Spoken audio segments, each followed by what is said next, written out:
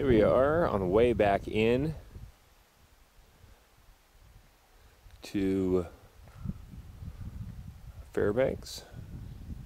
This is the gravel pit that we spent the night in. Probably the nicest gravel pit I've ever been in.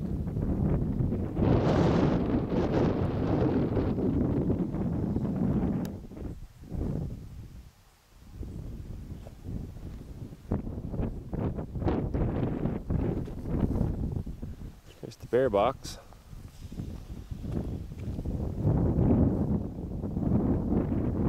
And here are the tents. It was a little windy last night, but it was okay. There was no mosquitoes.